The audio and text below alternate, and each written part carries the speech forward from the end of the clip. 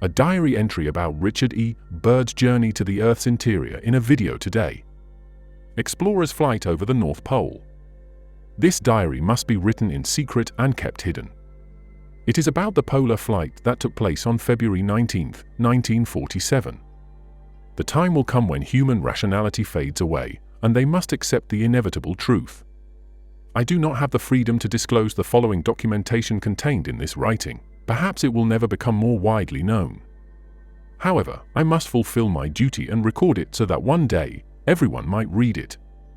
In a world of greed and the exploitation of humanity, some can no longer suppress the truth. Flight Log Base Camp Arctic, February 19, 1947. 6 o'clock. All preparations are complete. Heading north with full fuel tanks, we are airborne at 6:10. 6:20.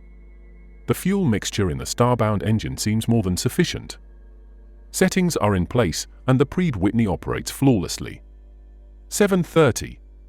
Radio check with the base is all clear. Radio transmissions are normal. 8 o'clock. Mild turbulence detected from the east at 2,321 feet. No further turbulence, but the tailwind is strengthening. Slight correction, and the aircraft is performing very well. 8:15. Radio check with the base indicates a normal situation. 8:30. Turbulence again as we climb to 2,900 feet, then smooth flying conditions. 9:10. Vast ice and snow below, showing yellowish discoloration and linear patterns. Changing course to examine the color and pattern more closely, red or purple hues can be observed underneath. 2 full turns in this area before returning to the designated direction. Report to the base about the discoloration of ice and snow. Both magnetic and gyroscopic compasses start spinning, and we struggle to maintain direction using the sun compass. Everything seems fine, controls appear to respond slowly and sluggishly, but no signs of icing. 9:15. Something appears in the distance, resembling mountains. 9:49. 29 minutes have passed since the first observation of the mountains. This is no illusion, these are mountains and small mountain ranges like I've never seen before. 9:55. Altitude change to 2,950 feet encounters strong turbulence again. 10 o'clock. Crossing over the small mountain range and making the best progress northward. Behind the mountain range, there appears to be a valley with a small river or stream in the middle. We should be over ice and snow, but instead, there's something green below. Huge forests grow on the mountainsides to the left, navigation instruments are still spinning, and the gyroscope oscillates back and forth. 10:05. Raising the altitude to 1,200 feet and sharply turning left to get a better look at the valley beneath, covered with green moss or some dense grass that shines in the light. Something is amiss. The sun is no longer visible. Turning left again, we notice something large below that resembles an animal. It seems like an elephant or rather a mammoth. Unbelievable, yet there it is. Lowering altitude to 1,000 feet to use binoculars for a closer examination. Now sure, it is definitely a mammoth-like creature. Reporting to the base. 10:30. More green patches seen on the outer temperature indicator showing 74 degrees Fahrenheit or 23 degrees Celsius. We continue our journey. Navigation instruments seem normal now, but I am puzzled by their behavior. Trying to contact the base, but the radio is not working. 11:30. The terrain below is more even and normal. If I can use this word, we see a place resembling a city. Impossible. The aircraft feels light and strangely antiquated. Controls refuse to respond. My God, beside both wings, a strange type of flying vehicle appears, quickly aligning next to each other in a disc shape and shining brightly. They are close enough now to see symbols on them, some kind of crosshair. This is fantastic. Where are we? I see the controls again. Some invisible force is holding us. 11:35. Our radio crackles, and a voice speaks in English, perhaps with a slight northern or German accent. The message, we will land in your territory exactly 7 minutes from now. Relax, Admiral, you are in good hands. I note that our plane's engines have stopped, and the aircraft is now turning under some alien control. The controls are useless. 11:40. Another radio message arrives. We are starting the landing process, and within moments, the aircraft slightly shudders and begins to descend, as if it entered a large invisible elevator. The downward movement is negligible, and with a slight tilt, we touch the ground. 11:45. I hastily make the final entry in the flight log. Several people are approaching our aircraft, tall and blonde. In the distance, a large sparkling city pulsates with rainbow colors. I do not know what will happen now, but among the approaching women, I see no weapons. I hear a voice calling my name, instructing me to open the cargo door. I comply. End of log. From this point on, I am writing down the following events from memory. It would seem utterly impossible and almost insane if it had not happened. The radio operator and I disembarked from the aircraft, and we were warmly welcomed. Afterward, we boarded a small platform-like conveyance with no wheels. It swiftly carried us towards the dazzling city. As we approached, the city seemed to be made of crystalline material, and soon we arrived at a large building of a type I had never seen before. We were given some warm beverage with a taste unlike anything I had ever experienced before. It was exquisite. About 10 minutes later, two hosts of magnificent appearance came to our accommodation and announced that I needed to accompany them somewhere. I had no choice but to comply, leaving my radio behind. After a short walk, we entered a room resembling an elevator. We descended for a brief moment, and then the structure halted, the door lifting silently. Next, we walked along a long corridor illuminated by a pink light emanating from the walls. One of the beings gestured for us to stop in front of a large door with an inscription above it that I couldn't read. The large door opened noiselessly, and the being motioned for me to enter. One of my hosts spoke, "Do not be afraid, Admiral, you will have an audience with the master." I entered, and my eyes adjusted to the beautiful world of colors that seemed to fill the room entirely. Then, I began to see the surroundings that met my gaze, the most beautiful sight of my entire existence. In fact, it was too beautiful and marvelous to be described with any human expression credibly. I don't believe there exists a human term that could authentically convey the details of my thoughts. Warm, melodic tones interrupted my contemplation. "Welcome to our realm, Admiral." I saw a man with refined features and the marks of years on his face sitting at a long table. He gestured for me to sit in one of the chairs. After I sat down, he interlaced his fingertips and smiled. Speaking softly, he said, "We have allowed you here because you possess a noble character and are well known on the surface world, Admiral. In the realm of Oriana, or the inner world of the Earth, we have never interfered in the wars and alliances of your species.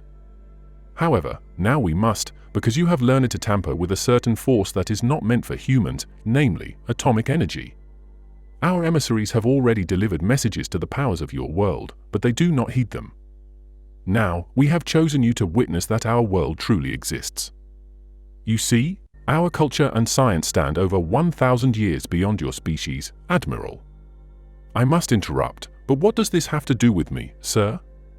The master's gaze penetrated deep into my mind, and after studying for a few moments, he replied, "Your species has reached a point from which there is no turning back because among you, there are those who would rather destroy your world than relinquish their power, as you well know." I nodded, and the master continued. "In 1945, we tried to establish contact with your species, but our efforts were met with hostility. Our flyers were shot at, even by fighter planes, demonstrating malicious intent. Therefore, now I tell you, my son, a great storm is gathering in your world, a black fury that will not be unleashed for many years. Your weapons have not received an answer, and there will be no safety in sciences. This fury may rage until it crushes the blossoms of your culture and everything human sinks into chaos. And within the chaos, the remnants of your species might survive. We see very clearly that a new world is being born far away from your current one, seeking the lost and legendary treasures. When the time comes, we will emerge again to help revitalize the culture. Perhaps by then, your species will have learned the futility of war and strife, and with the passage of time, certain aspects of culture and sciences will return for your species to begin anew. Son, return to the surface world with this message. With these words, our encounter came to an end. For a moment, I stood as if in a dream, but I knew it was reality. For some strange reason, I slightly bowed, out of respect or humility. I'm not sure which. Suddenly, I became aware again that my two beautiful escorts, who brought me here, were still by my side. The master gestured to one of them. I turned once more before leaving and looked back at the master. A gentle smile was etched on his refined and ancient face. "Farewell, my son," he uttered. With a graceful motion of his hand, he indicated peace, and thus our encounter truly ended. We quickly walked back through the large door of the master's chamber and entered the elevator again. The door slid silently, and we descended immediately. One of my hosts spoke again. "We must hurry, Admiral, as the master does not wish to detain you any longer. You need to return to the surface with his message." I didn't say anything. All of this seemed almost unbelievable. However, my thoughts were interrupted again when we stopped, and I found myself back in the room with my radio. I saw a worried expression on its face as I approached. I reassured, "Everything is fine, Houghton, everything is fine." The two beings gestured towards the waiting conveyance, and we boarded it. Soon, we were back at the aircraft. The engines were idling, and we boarded immediately. I felt a sense of urgency in the air. After the cargo door was closed, the aircraft was immediately lifted by the unseen force that brought us here until we reached an altitude of 2,700 feet. Two planes accompanied us for a while, leading us on the way back. Here, I must note that the airspeed indicator showed no value, yet we were moving at a very fast pace. 2:15. A radio message arrives. "We leave you now, Admiral. Control is yours. Auf Wiedersehen." For a moment, we watched as the Florids disappeared into the faint blue sky. Suddenly, we felt as if a force sharply flowed downward onto the aircraft for a moment, but it quickly regained control. We remained silent for a while, each immersed in our own thoughts. The entry in the flight log continues. 2:20. Once again, we are above vast ice and snow, approximately 27 minutes away from the base. We radio them. They respond. We report that the conditions are normal. 3 p.m. Smooth landing at the base. I have a mission. End of log entries. March 11, 1947, I just attended a staff meeting at the Pentagon. I fully detailed my discoveries and the master's message. Everything was meticulously documented. The President has been informed. I am now under strict supervision, under the highest security forces and a team of doctors, thoroughly interrogated until precisely 6:39. According to the national security provisions of the United States, I am now in custody. I have been ordered to keep silent about everything I have learned. Suddenly, I am reminded that I am a soldier and I must obey orders. December 30th, 1956, final check-in. The last few years since 1947 have not been kind. Now I make my final entry in this special log. In conclusion, I must affirm that I faithfully kept this matter secret throughout, as instructed. It was entirely against my moral code. Now it seems that the long night is approaching, and this secret will not die with me, but as with any truth, it will ultimately prevail, and so it shall be. This may be humanity's only hope. I have seen the truth. And it has invigorated my soul, liberated me to fulfill my duty against the dreadful military-industrial complex. Now the long night begins to approach, but this will not be the end, just as the long night at the pole eventually concludes. The truth will come again in brilliant sunlight, and those emerging from the darkness will fall into its light. I have seen that land beyond the pole, the great unknown center. So, this has been Admiral's secret log, whose authenticity is still questioned by many to this day.